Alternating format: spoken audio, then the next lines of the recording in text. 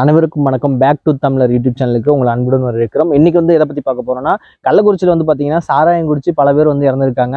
அதில் பார்த்தீங்கன்னா 83 பேர் பக்கமாக ஹாஸ்பிட்டலில் அட்மிட் பண்ணியிருக்காங்க. அதாவது தனியார் மருத்துவமனையில் எத்தனை பேர் தெரியல, மொத்தம் அரசு மருத்துவம் எல்லாம் சேர்த்து ஒரு 83 பேர் அட்மிட் பண்ணியிருக்காங்க. அதில் பார்த்தீங்கன்னா 38 பேர் இப்போ வரைக்கும் இந்த நேரம் வரைக்கும் பார்த்தீங்கன்னா 38 பேர் உயிரிழந்திருக்காங்க. இது அரசாங்கம் ஐயா முதலமைச்சர் ஸ்டாலின் இதை கடுமையான நடவடிக்கை எடுத்து அதை தடுத்து நிறுத்தணும். ஆல்ரெடி கள்ளக்குறிச்சியில் பார்த்தீங்கன்னா நிறைய டைம் கள்ளச்சாராயம் காய்ச்சி அதை நிறைய பேரல்களாக உடச்சி நிறைய வீடியோ நம்ம பார்த்துருப்போம். ஆனால் இன்றைய தினம் ஒரு 38 பேர் இப்போ வரைக்கும் இறந்துருக்காங்க. இன்னும் எத்தனை பேர் குடிச்சிருக்காங்க அப்படிங்கிறது தெரியல.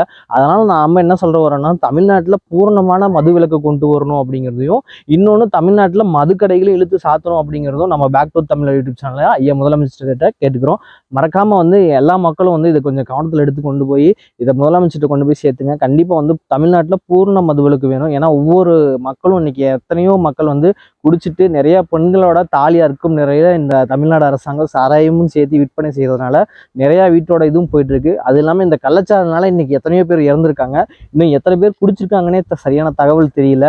அந்த பகுதியில் உள்ள காவல்துறைகள் இதெல்லாம் என்ன பண்ணி வச்சிருக்காங்க என்னன்னு தெரியல. அதனால கண்டிப்பா இது பெரிய அளவில் கொண்டு போகணும்.